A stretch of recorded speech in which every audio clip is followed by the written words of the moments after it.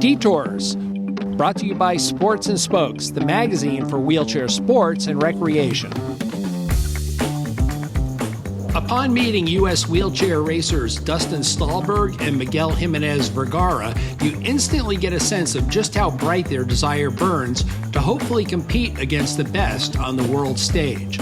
While only in their early 20s, their maturity and passion for their sport is clearly evident.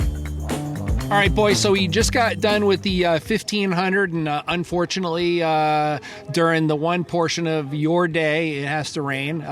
But, you still picked up the win, and it was a 3:22. You satisfied? With the time, not necessarily, but there's things that we need to keep in mind when it comes to assessing time. For starters, a draft. Secondly, the quality of the track. This track is really hard, which is good for us. However, it's also really bumpy, which allows for drag to build throughout the longer events. So we do run into the problem of struggling to pick up speed and maintain speed throughout or on this track, yeah.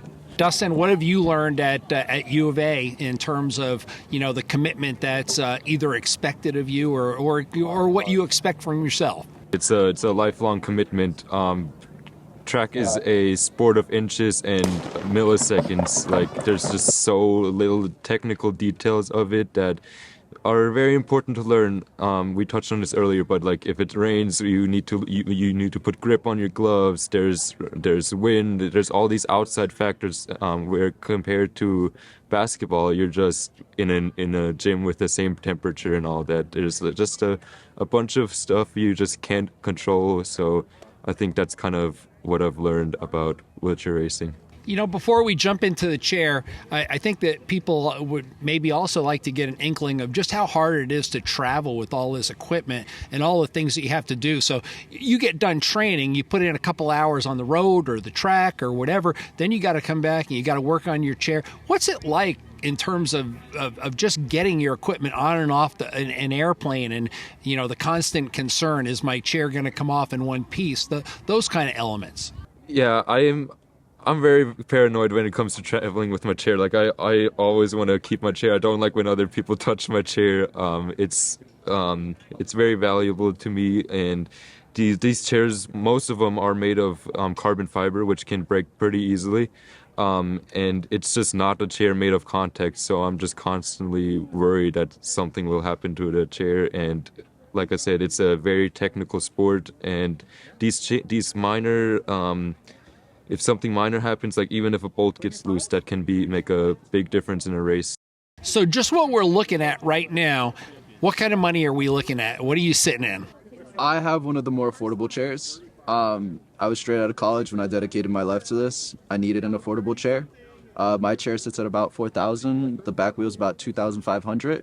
So we're talking $6,500. Helmet's about $300. Tires about $120.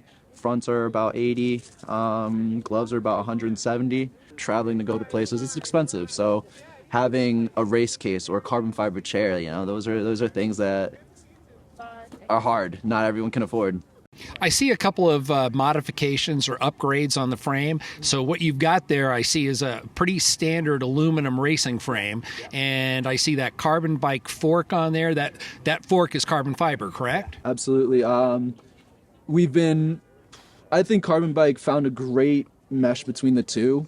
They found that the vibrations that go through the front fork are going to be what really slow you down. Obviously, getting the cage, carbon fiber does help, but this makes a really big difference in stabilizing you. Going on the road, going on bumpy tracks like this, it does kind of help absorb some of that vibration from the road.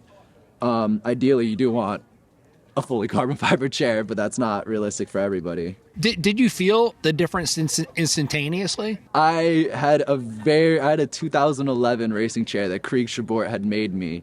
So the difference that I felt was losing about 15 pounds of weight from the chair that I had to this chair. So it felt faster immediately, obviously, because I was pushing something lighter. As far as this goes, you don't necessarily feel it, but eventually does get reflected in times and shaving milliseconds off. Like you said, a game of milliseconds, All right, Dustin, as a student athlete, how much further do you have to go, and where would you like to take this? Obviously, the end goal is making it to the Paralympics, but it is a game where it's so hard to keep going because it's such small differences that make a huge difference. So I think just consistency is key. That's the motto I want to live by. There's like some off races that I have, like I keep on telling myself this is a lifelong sport that I'm gonna have to invest a lot of training in. So just keeping it going. I'd like to take a minute to thank our sponsor, Sports and Spokes Magazine, the magazine for wheelchair sports and recreation. For over 50 years, Sports and Spokes has been a leader in covering adaptive sports worldwide. To catch up on all the latest news and read about your favorite sports and athletes, go to www.sportsandspokes.com. I think another aspect that might be kind of interesting for people to note is the compensator, and go ahead and smack that so that people understand like what it means to be able to travel through a corner at 20 miles an hour. That's you just can't ride that out without a little bit of help. So hit that compensator and show us what it's all about. Really funny you asked me this. The day we got here to warm up, the bolt on my compensator broke off. Oh, nice. And for my first, so yesterday, all of yesterday and the 100 today, I had a loose compensator. Like, I could not stay in my lane. And like you were saying, so the 800, for example, yesterday, I got out to such a good start. And then as soon as we hit the straightaway, I went out to lane 3. And then as soon as we hit the turn, I was going into lane 1. And so you need this to be 100%. Otherwise, like you said, we're holding 20 miles per hour for 2 laps. Centripetal force wants to push that front wheel outwards. So if your compensator is loose, it's just going to straighten the wheel out, and then you got to hit it again. So I was pretty much for the past 4 events fighting this front wheel wanting to go straight or wanting to go in while I couldn't. It was funny. I had 2 car clamps going around the compensator, and I had a wrench holding everything together. Today, after the 100, Saul Mendoza, wheelchair racing legend, he took me to a welding shop and we were able to pull out the piece that had broken and then fix it. And now it's working as it should. But literally before today, I could not stay in my lane. I could not control my front wheel at all. And it's even furthermore, it's kind of amazing that you even have to adjust those compensators from track to track. I mean, not one track operates the same way or feels the same way when you're going through those curves. And even on the same track, I think I've noticed that on this track, the turn on this side is slightly sharper than the turn on the other side. So you kind of got to find the median in between the 2 turns, especially when you're talking a distance event. If you're talking a 1,500 or 5,000, you want to be in lane 1.5, because you don't know exactly which, how things play out. So yeah, track to track. And sometimes even within a track itself, like you might have to adjust on the fly or figure out a good happy median between the 2. Or even the wind would make a difference. Oh, yeah. Yeah, so that's another factor. Yeah. So a lot of people, they have to hip it because sometimes you just can't have it perfect. Like, it'll be fine, like no wind at all before, and then all of a sudden wind picks up. So a lot of hipping, like just using your core to, do that. So the front wheel controls the direction you're going. So if you feel like you're going out, the 800, I was hipping the whole way around the turn, trying to stay in my lane and not cause a crash or go off the track or something like that. So no, that's an amazing point too. People think maybe you get that chair and it comes out of that box and then you get in it and everything, but you know what you're doing right there is you're playing with your center of gravity. So I mean, everything is so dialed to your body style, your type, your way. Yeah.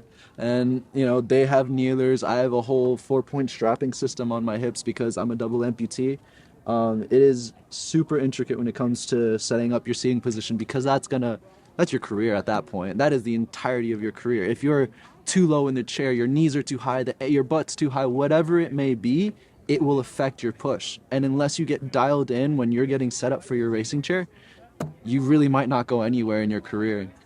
So, another question comes up. As an amputee, you would think, okay, you're lighter, you're going to climb better, you're going to this and you're going to that. And there's Marcel, he's dragging those legs around. Why, I hate to keep pointing to Marcel, but, Dustin too, you got legs too. So wouldn't you automatically want to assume that an amputee would be at a radical advantage? That is the assumption. Absolutely, and it makes sense. Logic is absolutely there.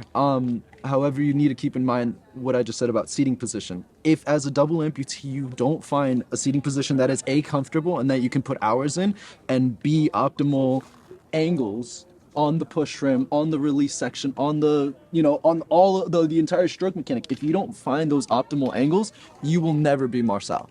Marcel, when he developed the chair that everyone's complaining about, they sat in a lab and worked on biomechanics. They literally kept adjusting the angles until they found what was prime for his stroke mechanic and for his body type, and as a double amp, that's what I had to do. I spent years trying different setups and this and that and borrowing ideas from other wheelchair racers, and eventually Krieg Schabort's setup, which is what I'm using right now, is what ended up working for me. And so when I found that out, I needed to tweak a little. My butt needed to be a little higher because I don't have a stump like Krieg does. I needed a fixed chest plate unlike Krieg. He adjusts on the fly. I like just sitting flat and never thinking about adjusting my chest plate. And I think a double amp does have that initial advantage, but the setback now comes in setting up the proper seating position for that double amputee. Sure, they might have a great power to weight ratio, but if they don't get situated in their chair correctly, they'll never break through elite. They just won't, There is just no one size fits all. Never. Even for you guys, never, Even for you guys, all disabilities are different. All body types are different, He's got a great wingspan and a really strong mechanic. Someone, like Jacob has a smaller mechanic and they have skinnier legs and stuff, or one leg or something like that, and you got to tailor for it. You got to stick cushion here, stick a cushion there, put a click strap here, all sorts of different things to make up for those differences, Giving people an idea, for each one of you, there's a multitude of disabled sports now that you can get involved in. What was it about wheelchair racing that drew you to the sport and kept you in the sport? You want to answer? Yeah, I just really like the competitiveness of it. I did wheelchair basketball for a while, and it just wasn't really a challenge for me. I just really enjoy just pushing for hours or hour and a half, and I just really enjoy going fast. Same question? Agreed. Since I was little, anything would happen, I just go for a long push, and why not do a sport where that's what you do? You go for long pushes. So I agree. It's just a great outlet, great way to stay healthy. And then, once you find the pathway, it can take you really far in life if you're willing to put in the work and be dedicated to it.